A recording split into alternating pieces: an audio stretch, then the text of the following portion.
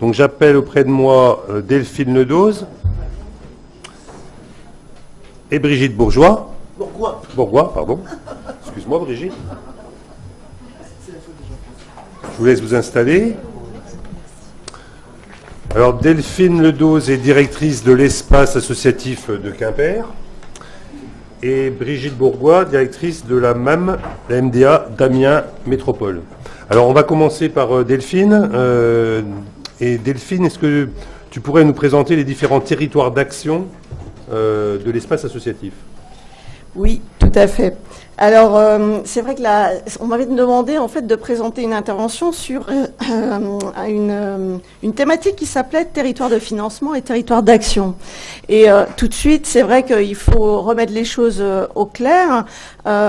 Bien sûr que les financements sont importants pour développer les actions, mais ce qui fait globalement l'animation et d'un projet et qui fonde un projet, c'est bien d'une MDA, c'est bien son projet et les actions qu'il met en place. Et parfois, il n'a pas de financement pour monter ces actions. Il les monte quand même sans financement, donc l'action restera restreinte, mais il va quand même la monter. Donc c'est bien le territoire d'action qui a d'abord toute son importance dans le projet d'une MDA et viennent ensuite conforter ce territoire d'action, le financement que l'on va réussir à capter. Donc, comment définit-on un projet, un territoire d'action ? C'est d'abord en travaillant sur le projet de la maison des associations, et puis qui peut être associative ou municipale. Et bien sûr, on définit ce projet-là en fonction des besoins des différents utilisateurs potentiels et des différentes associations du territoire.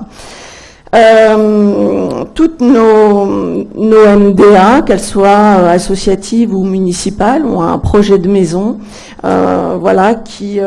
qui a son importance et qui va fonder les différentes actions qu'elles vont présenter et mettre en œuvre sur le territoire.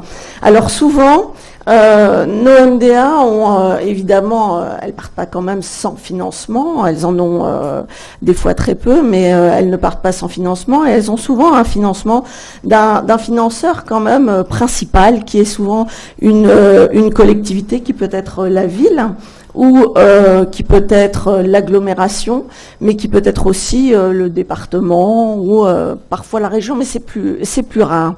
Le département aussi, c'est beaucoup plus rare, mais ça existe. Et dès lors qu'effectivement on a un financeur principal, eh bien d'abord, en tant que gestionnaire d'une maison, on va d'abord s'attacher à démontrer quelle est l'utilisation qui est faite de ce financement. Donc évidemment, on va souvent attacher l'action au territoire de financement, malheureusement. Et pourtant, il y a quand même quelques contre-exemples et qui sont intéressants à suivre parce que ils permettent en fait de donner parfois un essor différent au projet de la maison. Alors, l'espace associatif, qui est une maison des associations qui est donc sur Quimper, est une maison aujourd'hui associative, mais qui a été en fait lancée par la ville de Quimper à la demande des associations du territoire, mais lancée par la ville de Quimper. Et tout de suite, la ville de Quimper a créé une association. Ça, c'est un truc quand même assez anecdotique quand même. Ils ont créé une association et la ville en a gardé la gouvernance. Donc, le projet de la maison était porté par une association avec une ville qui assurait la gouvernance. Elle a assuré cette gouvernance jusqu'en 95. Et en 95, elle a passé la gouvernance aux acteurs associatifs. Alors, avant, cependant, 95, la ville de Quimper a décidé d'ouvrir le projet de la maison des associations à un territoire plus large que celui de la ville de Quimper. Tout simplement parce que effectivement, ils avaient constaté que plusieurs utilisateurs n'étaient pas forcément des habitants de Quimper, toujours des associations de Quimper. Il y avait des utilisateurs qui étaient des associations des communes périphériques, mais qui proposaient en fait des projets qui étaient ouverts aux habitants quimpérois. Et donc, de fait, ils ont tenu compte, dès les années 90, des flux qui existaient sur les territoires, des flux d'habitants qui existaient sur les territoires. Et ils ne se sont pas figés, en fait, aux limites géographiques de la ville. Et du coup, cette décision politique, qui est une décision forte, en fait, de la ville de Quimper, a apporté un véritable esprit d'ouverture à la maison des associations. Cet esprit d'ouverture, on l'a toujours, puisque aujourd'hui la Maison des associations de Quimper, eh bien, elle intervient sur l'intégralité du pays de Cornouailles, et le pays de Cornouailles qui compte, suivant l'observation que l'on a pu mener, 6200 associations actives, et donc qui sont en fait des utilisateurs potentiels de la Maison des associations. Alors évidemment, ça fait un potentiel assez important, ça ramène évidemment au budget de fonctionnement, etc., etc. Et donc là, ça demande de s'organiser pour pouvoir avancer et répondre aux besoins des associations. Parce qu'aujourd'hui, c'est 900 associations utilisatrices au sein de la maison des associations, 900 adhérentes en fait, utilisatrices. On a 1200 utilisateurs, exactement. Donc, ça fait effectivement un projet qui est relativement conséquent, avec des services divers et variés qui sont, comme dans toutes et beaucoup de maisons, la reprographie, le prêt de matériel, la mise à disposition de salles. On a également, bien sûr, un centre ressources assez dynamique avec plus de 1000 conseils qui sont dispensés à l'année et avec une spécialisation accompagnement employeur, de la formation des bénévoles et puis des projets accessoires qui sont pas accessoires du tout, puisqu'il y a tout un projet de mise en relation en fait des personnes en situation de handicap et des associations, ce qui permet en fait aux personnes en situation de handicap de s'engager dans le secteur associatif. Donc là, c'est plus d'une trentaine de personnes qui travaillent régulièrement avec plus de 30 associations. Et on a également tout un travail sur la mutualisation et l'emploi partagé. Donc un travail conséquent sur cette thématique-là. Voilà, donc ça c'est les services essentiels que l'on propose. Donc une variété de projets qui amène bien sûr toute une dynamique au sein de la maison des associations. Et cette dynamique, on la doit très sincèrement à l'ouverture que l'on a pu dispenser en fait sur le territoire depuis aujourd'hui 25 ans. Donc la mutualisation qui a été choisie dans les années 90, mutualisation de l'outil, elle a en fait de nombreux avantages au niveau des financements, puisqu'elle nous a permis en fait d'aller chercher des financements complémentaires et financements complémentaires qui nous ont permis de pérenniser le projet dans son importance, et de répondre régulièrement en fait aux besoins et aux besoins croissants des associations, et aux besoins croissants et de plus en plus techniques aussi. Donc ça a été quelque chose d'assez compliqué à faire évoluer, puisque je l'ai pas précisé tout à l'heure, mais au sein du centre ressources, on a un service de paye qui sert 150 associations employeurs, et on y fait plus de 7000 payes à l'année en fait, 650 payes par mois. Et là, c'est un besoin qui est vraiment très très important en fait pour les associations qui ne peuvent pas en fait se payer d'experts comptables. Donc voilà, donc ça c'est. Et tenir un service comme celui-ci, c'est vrai que ça a été assez compliqué durant les années. Maintenant, on est devenu, on va dire, plus professionnel, mais les premières années, au lancement, ça a été quand même quelque chose de complexe. Que voulais-je dire? Oui, alors, par rapport aux apports en financement, alors, on va peut-être apporter un début de réponse à monsieur, mais il est parti. En fait, le budget de la maison, c'est 800 000 €. Et on a la majorité des financements sont issus publics tout au moins, sont issus de la ville. Enfin, les financements ville représentent 36% du budget. Et autrement, on a réussi à capter des financements du département à hauteur de 4%, de l'État à hauteur de 10%, de 7%, pardon. Et puis, on a réussi aussi, grâce à ce déploiement en fait sur le territoire, à capter la reconnaissance, on va dire, des institutions. Et aujourd'hui, on nous propose en fait de porter des dispositifs tels que le DLA. Et du coup, sur un territoire comme le pays de Cornouailles, eh bien, l'offre aux associations devient beaucoup plus lisible. C'est-à-dire que le DLA, avant, il était porté par un service par Bretagne Active. Et Bretagne Active, très peu d'associations, en fait, le connaissent. Même si on renvoie vers Bretagne Active, nous aussi, en tant que centre ressources.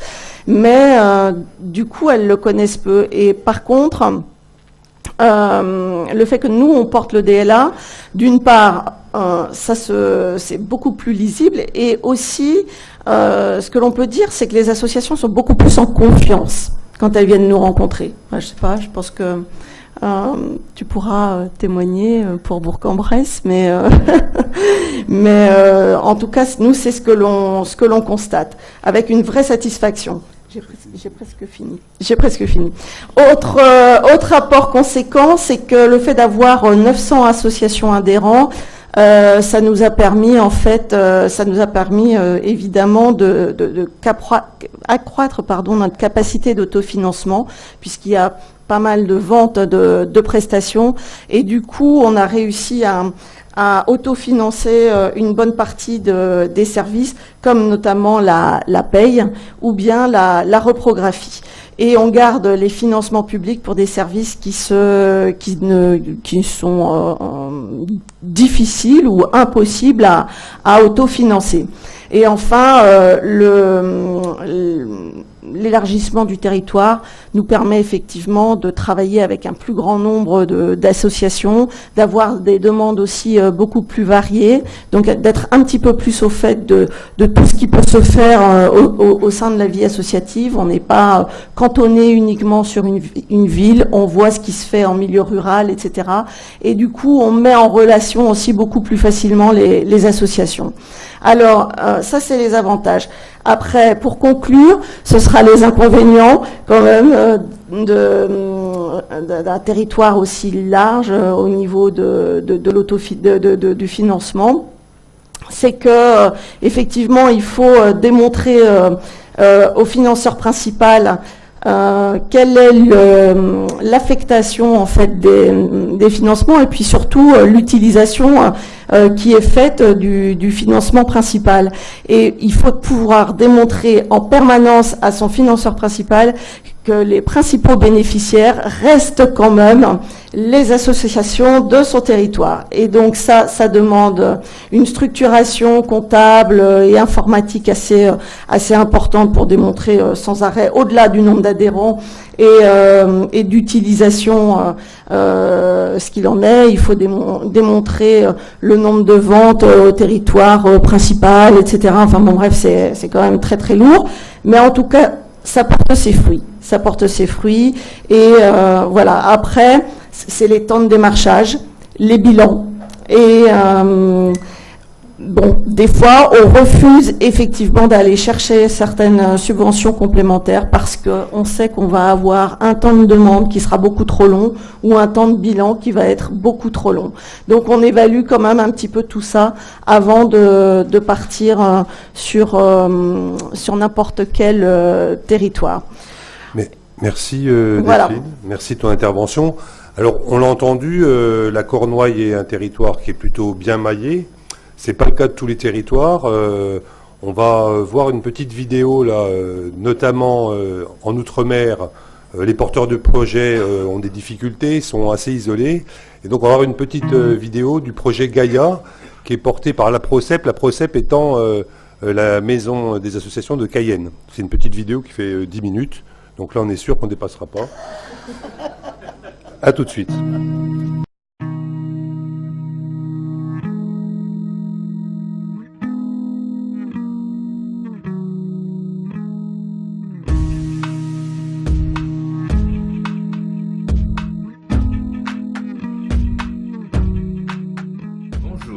Je m'appelle Jean Sesto, je suis président de la PROCEP, qui est une association profession sport et loisirs de la Guyane.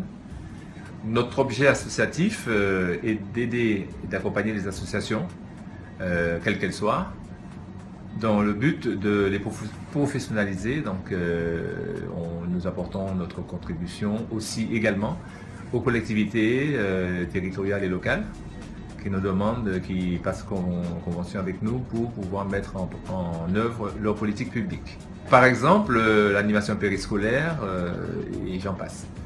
Donc, nous sommes également partenaires du parc amazonien de Guyane qui s'appuie sur nous pour mettre en place des outils ou des structures qui permettent d'aider au développement des territoires éloignés, c'est-à-dire isolés de Guyane. Voilà. Je suis Juliette Blanc et je suis coordinatrice du projet Gaïa au sein de la PROCEP. Le projet de groupement d'activités et d'initiatives en Amazonie a été initié par la PROCEP et le parc amazonien de Guyane. Dans un premier temps sur la commune de Camopi et Trois-Sceaux et dans un deuxième temps à Maripassoula. Le but du projet est de rapprocher les porteurs de projets de ces communes isolées du centre administratif de la Guyane qui se trouve à Cayenne. Les porteurs de projets des communes isolées ont du mal à faire émerger des initiatives autant économiques qu'associatives et notre but est vraiment de porter leurs projets administrativement et financièrement afin de faire émerger une économie locale et un tissu associatif solide au sein de ces communes isolées. Le concept de Gaïa est très novateur puisqu'il n'y a aucune autre structure en France qui propose ce genre de service de portage administratif et financier. En effet, dans beaucoup de territoires en France, l'accompagnement suffit pour faire émerger des projets. Or, quand on est sur un territoire comme celui de la Guyane, l'accompagnement ne suffit pas pour des raisons claires d'enclavement des communes. On s'est basé sur le concept de l'organisation parapluie qui existe au niveau européen, où il existe une structure mère qui porte plusieurs autres initiatives. Donc on va s'occuper du projet dans sa globalité, c'est-à-dire autant administrativement que financièrement. Et on va être les garants financiers administratifs des projets auprès des partenaires financiers qui seront concernés. Là, par exemple, il y a très peu de temps, la direction des affaires culturelles de Cayenne qui est venue nous voir parce qu'ils avaient une subvention à donner à une association qui se trouve à Trois-Sceaux. Cette association voulait aller à une exposition sur l'art amérindien à Paris. Et le problème, c'est qu'ils n'ont pas de compte en banque puisqu'il n'existe pas d'établissement bancaire sur le YAPOC. La direction des affaires culturelles est donc venue nous voir pour que nous portions le projet et que nous nous occupions des achats et de toute la gestion administrative du projet. Je me présente, Jacques Grelot, je suis chef du service développement durable du parc amazonien de Guyane. Donc à ce titre, bien évidemment, nous travaillons sur le renforcement des compétences et l'accompagnement des porteurs de projets et le développement des activités microéconomiques.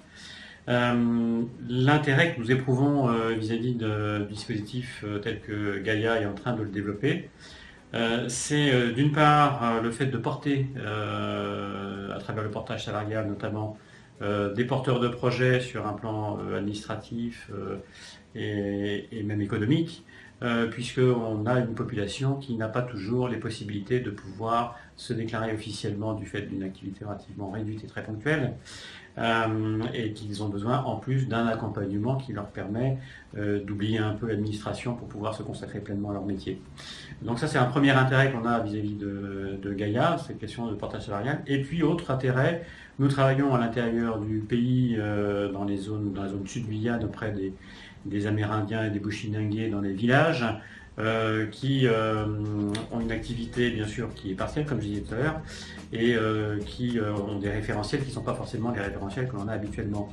Et donc nous travaillons sur l'adaptabilité en fait des systèmes d'accompagnement auprès de ces populations-là, et dans un objectif de passer le relais pour la suite à des structures locales, bien évidemment, donc implantées si possible dans les communes avec lesquelles on travaille, Maripasoula, Papaichnon, Saül et Camopi, et donc structures locales qui nous permettent de garantir une pérennisation d'un accompagnement préliminaire que l'on ferait auprès de ces porteurs pour qu'ils puissent être, je dirais, disponibles sur le plan administratif pour ensuite répondre aux besoins de l'administration centrale sur le plan réglementaire, sur le plan fiscal, etc. Donc c'est là effectivement que Gaïa prend un relais une fois que nous on a préparé le terrain.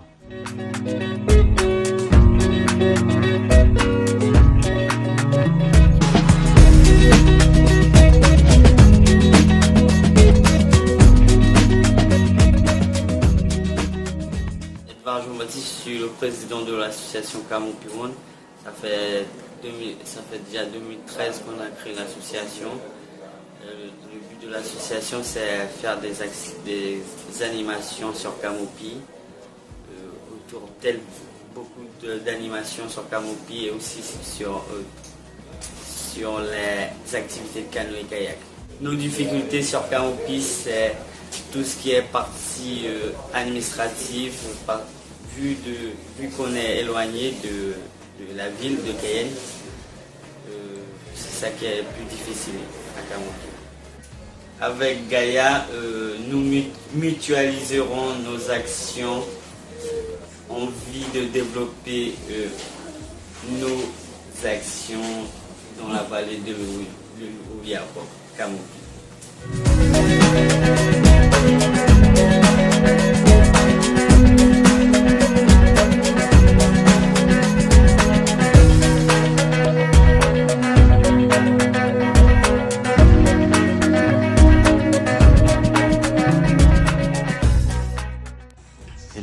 De stockage des déchets. On a déjà mené une action, une grande majorité environnement. Et pour les locales, la construction, la construction des locales qui est en cours. On aura des activités dans les locales, l'informatique, les théâtres, bibliothèques. Voilà. On a créé une association pour améliorer le village, pour nos villages. Je suis avec eux pour les aider et aider d'autres jeunes qui ont des capacités. Nous avons parlé aussi pour les logements pour nous, parce que regarde ma maison. J'ai déjà commencé presque à tomber. Pour faire des carpets traditionnels, voilà. Oui. Alors bonjour, je suis Aurélie Proto, chargée de mission leader pour la CCEG, Communauté des communes de l'Est guyanais. Alors nous accompagnons les porteurs de projets sur l'Est. Aujourd'hui, nous accompagnons Gaïa qui va bientôt passer en comité de programmation, car leur projet qui est centré sur Camopi et Trois-Sauts nous intéresse. En effet, la problématique de ces territoires est qu'ils sont isolés par rapport au reste du territoire de la CCEG et par rapport à la Guyane en général, donc Cayenne. Pour Camopi, on est environ une journée de route vers Cayenne et pour Trois-Sauts de 2 à 3 jours en fonction des saisons. Aujourd'hui, Gaïa apporte un projet innovant qui est de rapprocher les porteurs de l'Est, donc de Camopi et Trois-Sauts, au plus proche de tout ce qui est administratif et création de projets. Donc il faut savoir que Camopi et Trois-Sauts souffrent d'une rupture administrative de par la distance et également de rupture numérique par rapport au réseau téléphonique Internet. Gaïa a pour avantage d'avoir un collaborateur sur place et un collaborateur sur Cayenne, ce qui permet de pouvoir récupérer des devis, de pouvoir faire un transfert de documents, d'accélérer les procédures en cours. Et ils ont également pour avantage de permettre à ces porteurs d'émarger à différents fonds, dont le fonds Leader, car ils ont souvent beaucoup de projets et souvent des projets associatifs, mais beaucoup de mal à remplir les dossiers qui peuvent être parfois compliqués.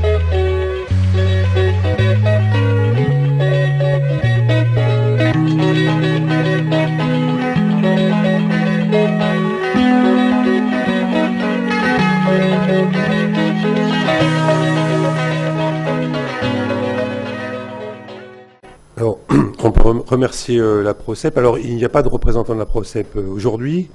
Au moment des questions, nous aurons Paul qui a suivi le projet de près qui pourra éventuellement répondre ou apporter des compléments. Merci d'avance, Paul. On va passer au troisième témoignage. On va revenir un peu en métropole. On l'a vu là dans ce reportage, il y a beaucoup d'innovations pour aller au-devant des porteurs de projets. Donc Brigitte va nous présenter l'innovation autour d'une plateforme numérique pour aller au plus près des porteurs de projets. Oui, alors effectivement, j'allais parler de la ruralité de la Picardie et d'Amiens Métropole. Bon, effectivement, tout est relatif, hein, voilà. Bon, donc Maison des associations d'Amiens Métropole. Donc nous, effectivement, nos principaux financements viennent d'Amiens Métropole, mais on est la seule maison des associations du département. Il y a sur le territoire d'autres points d'appui de la vie associative qui font comme ils peuvent, qui font avec peu de moyens en général, et il y a beaucoup d'associations qui ont beaucoup de besoins. Donc sur les 3 départements picards à l'époque, on constatait tous un petit peu ça. Dans les villes-centres, il y avait des points d'appui à la vie associative développés, etc. Mais on ne va pas uniquement accompagner les associations du territoire pour lequel on est financé. Hein. Je pourrais reprendre l'ensemble des propos. Voilà. Et effectivement, entre autres, nous, on organise depuis très longtemps de la formation des bénévoles associatifs en présentiel, et on a du monde, honnêtement, voilà, mais on sait très bien, nous, je crois qu'il y a à peu près 200 associations qui viennent par an se former chez nous, on en est très content, sachant qu'il y a 4500 associations actives, ne serait-ce que sur la métropole, et quant au département, effectivement, c'est bien plus vaste que ça. On sait très bien que les gens de Péronne, qui sont à 1 heure de route, ne vont pas venir le samedi, etc. Et en plus, on ne communique pas vers elles parce qu'on n'a pas les coordonnées, on n'a pas toutes ces choses-là. Voilà. Donc, avec nos autres collègues de Picardie qui étaient un petit peu dans la même problématique, on s'est dit, écoutez, on va quand même essayer de développer un outil numérique sur cette formation des bénévoles qui nous paraît un petit peu l'ADN de base, enfin, pour nous, d'une maison des associations, c'est tout cet accompagnement et cette formation des bénévoles associatifs. Donc on a travaillé à plusieurs, on a co-construit les choses, etc. On a finalement mis en place une plateforme, voilà, de e-learning, donc qui a été longue à construire parce que ce n'est pas notre cœur de métier, voilà. Et enfin, voilà, vous aurez dans votre petite pochette tout ce qu'il faut pour y accéder. Je crois dans la e-pochette les coordonnées aussi. Elle est lancée depuis cette semaine dans le tout public parce qu'on a longuement travaillé avec d'autres formateurs de la vie associative, etc. Et donc, elle devient publique, là, depuis 8 jours. Bon, donc, on s'est retrouvé un petit peu dans une situation sur l'hyperterritorialité d'être une petite maison des associations. Donc, voilà, on est 6,5 ETP. Voilà, apporter un projet qui, en fait, s'est avéré national. Parce que les associations, on l'a fait, nous, dans un premier temps, pour les associations de milieu rural, pour les gens éloignés physiquement voilà, il y a les gens avec des problèmes de handicap, etc. Aussi avec tous les salariés, les bénévoles qui sont salariés par ailleurs, qui peuvent pas forcément se déplacer. Enfin, nous, on avait pensé à toute cette catégorie de personnes, mais en fait, une fois qu'on a eu monté notre plateforme, on s'est rendu compte qu'elle pouvait parfaitement être nationale. Voilà, c'est-à-dire, on l'a créé chacun pour nos propres usagers, Ensuite, on s'est dit, ça peut servir à d'autres gens, et en fait, ça peut servir, voilà, les contenus, la loi est la même, de Marseille à Lille, voilà. Donc, on se retrouve, voilà. On a été reconnu effectivement, alors il faut que je change le logo parce que maintenant c'est Éducation nationale. La GEVA nous a fortement accompagnés sur ce projet, surtout ces 2 dernières années. Donc voilà, on se rend compte que les besoins d'une maison, et là des autres, il n'y avait pas d'autres maisons des associations, mais il y avait d'autres points d'appui à la vie associative qui y ont participé aussi, et d'autres réseaux. En créant quelque chose pour ces usagers, on crée en fait pour le bien commun. Et ça, je pense que c'est quand même important, parce qu'en tant que maison des associations, on est au service en fait du monde associatif. On peut pas le réduire. On va pas demander le code postal des gens qui rentrent dans votre maison des associations, très clairement. Voilà. Donc il y a aussi cet aspect-là. Cet après-midi, donc il y a une autre chargée de projet qui viendra vous présenter aussi un autre outil numérique que nous avons développé en Picardie. Alors, en même temps, on pense qu'il y a un vrai besoin de ces outils numériques, de les mettre à disposition. Je dois vous avouer que je cherche très sérieusement comment financer cet outil-là. Là, pour l'instant, voilà, c'est pas simple. Je souhaiterais que, comme nos formations en présentiel, il reste gratuit pour les utilisateurs, mais donc il va falloir trouver des solutions. Et aussi, nous avons parfaitement en tête, et ça fait partie aussi de nos discussions avec l'État et compagnie.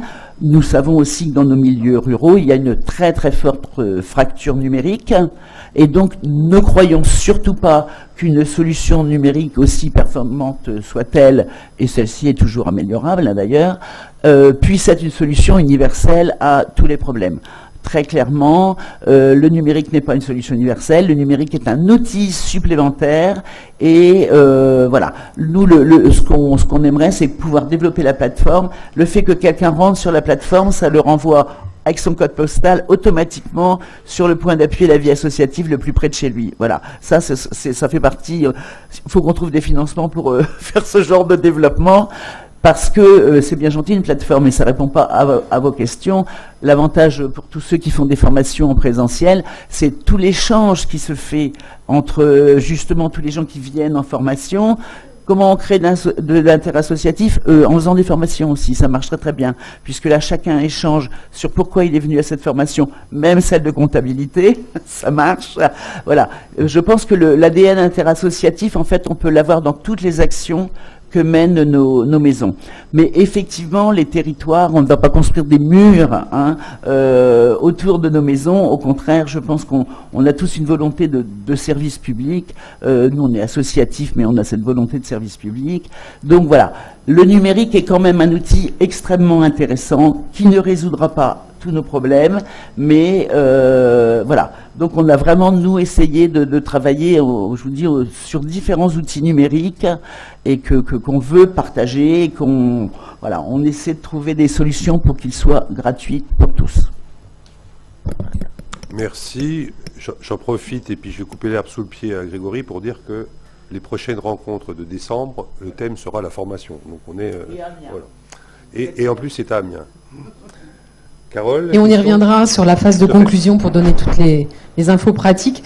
Juste une réaction par rapport à ce qu'on a pu déjà entendre ce matin, avoir comme question, comme illustration. Enfin là, on parle de territoire, mais du coup, qui dit territoire dit identification de besoins ou remontée de besoins du territoire. Derrière territoire dit aussi capacité à inventer des solutions pour répondre à ces besoins, alors qu'ils soient nouveaux ou liés au contexte socio-économique, voire politico-économique et social d'un territoire. Et forcément, derrière, ça nous ramène aux questions liées au financement, qu'on a pu quand même déjà aborder aussi sur cet atelier. Delphine Ledose renvoyait en termes d'écho, d'image, par rapport à la situation de l'espace associatif, une illustration également au niveau de la GLCA, donc je propose que Renaud Drouy, directeur de la GLCA, puisse en dire quelques mots. Et puis effectivement que Paul puisse présenter à un moment donné, avant qu'on passe aux vraies questions, vraies réponses, que Paul puisse présenter plus en profondeur Gaïa. Oui, bonjour. Renaud Drouy, je suis directeur de la GLCA, Maison de la vie associative de Bourg-en-Bresse, dont le territoire de jeu, en fait, l'espace de jeu, c'est le département de l'Ain. Donc voilà, c'est pas énorme, hein, c'est 500 000 habitants, hein, le département, donc voilà. J'imagine qu'il y a des villes, rien que la ville chez vous, c'est des fois plus grand que le département de l'Ain, très rural, mais voilà. Juste pour dire effectivement sur la question du territoire et du financement, est-ce que c'est le territoire qui détermine le financement qui va déterminer le territoire? Il y a aussi la question du projet, donc il faut le relier au projet, bien entendu. C'est un thème cher à Delphine, donc voilà, je sais. Mais moi, je reste persuadé, dans mon optimisme qui m'habite, que quand on a un beau projet, on doit pouvoir trouver des financements. Je sais, c'est simple, c'est vachement simple quand on le dit, Yaka Faucon, il y en a plein autour de nous, il y a des Yaka Faucon, mais après il faut aller sur le terrain. Il y a une notion en tout cas qu'on n'a pas, et par rapport à ce que disait Carole également que je souhaitais rajouter, c'est la notion de faire ensemble sur le territoire, c'est-à-dire qu'effectivement la recherche de financement, de plus en plus, on a parlé de mutualisation des associations, ça peut peut-être s'appliquer aussi à nous. C'est qu'à un moment donné, effectivement, sur nos territoires, quels qu'ils soient, on doit pouvoir aussi porter des projets collectifs, et que si le projet collectif il est bon pour le territoire, il doit pouvoir trouver des solutions de financement. Je prends un exemple, du coup on est en train de réfléchir là sur un échelon régional, Auvergne-Rhône-Alpes, avec une vingtaine de points d'appui à la vie associative, pour, à un moment donné, porter aussi des projets collectifs et, par exemple, de porter un pôle employeur régional collectivement. Voilà, donc qui soit un peu un centre de ressources régional à la fonction employeur, chose que nous n'avons pas aujourd'hui, et qui va répondre et qui répond déjà grandement à des besoins des associations, mais surtout, en tout cas, de nos chargés de mission. Hein, et dans le cadre de l'évolution, ça on en parle cet après-midi, l'évolution des fonctions, des missions, n'est-ce pas Patrick, dans nos maisons des associations. Et puis peut-être un point de détail, et j'en aurai fini, il n'y a pas de modèle finalement hein, sur le financement des maisons des associations, il n'y a que des exceptions. J'allais dire, et si je peux apporter en fait un témoignage au niveau donc de Bourg-en-Bresse et du département de l'Ain, on a deux financements en fait qui sont un peu exceptionnels et qu'on ne retrouve pas forcément par ailleurs. Un, parce que c'est dû à notre histoire d'une 50aine d'années aujourd'hui, ce sont les bailleurs sociaux, les HLM, qui nous donnent qui nous financent à hauteur d'un peu plus de 100 000 € quand même par an. Ce n'est pas rien, c'est un gros effort pour eux, mais c'est tout un travail de convention avec eux sur des objectifs et sur une reconnaissance de leur part du travail que l'on fait sur les quartiers et en particulier auprès des habitants et des associations. Ça découle des mètres carrés sociaux hein, qui étaient créés dans les années 60, qui étaient une obligation. Enfin voilà, pour les bailleurs sociaux, c'est les salles de quartier et puis les pieds d'immeubles hein, qu'on trouve, voilà, pour résumer. Deux, un financement qui a augmenté là sur 2017 avec la caisse d'allocation familiale, financement sur le fonctionnement global et en particulier le projet du point d'appui à la vie associative, et qui, parce que nous sommes aussi porteurs d'un dispositif d'État comme sur Quimper qui s'appelle le DLA, le dispositif local d'accompagnement, et donc on a également un financement de la CAF sur justement ce dispositif d'État, voilà, qui est là aussi assez exceptionnel. Mais je voulais apporter ce témoignage. Merci Renaud. Paul, quelques mots sur le projet Gaïa ? Oui, donc il a été quand même bien présenté, mais c'était juste pour bien préciser ce en quoi il nous interpelle, hein, c'est qu'aujourd'hui on voit que un besoin cerné, c'est des gens qui savent faire des choses, que ce soit du kayak, d'autres activités éducatives ou autres, en capacité d'action, mais le frein, c'est pas tant l'action, c'est l'administratif qu'il y a derrière. On connaît déjà les solutions de portage salarial, des groupements d'employeurs ou autres, que les acteurs associatifs, dont certains, par exemple à Quimper, ils font de la paye avec les assos. Donc on sait faciliter les assos sur ce genre de choses. Aujourd'hui, Gaïa nous interpelle si on peut même essayer de trouver encore de nouvelles manières de faciliter le développement de projets collectifs Alors là, est-ce qu'il faut encore parler d'assaut? Là, c'est tout un nouveau débat, mais en tout cas, en tant que maison des assauts, dans cette envie de rendre possible des projets sur les territoires, des projets d'intérêt général, des nouvelles formes de portage, sont en expérimentation. Et Gaïa a lancé un appel que l'on relaie, du coup, pour essayer de trouver d'autres endroits ou d'autres structures qui testeraient ces de nouveaux modèles de ce genre. Et voilà, on espère en identifier dans les semaines ou les mois qui viennent.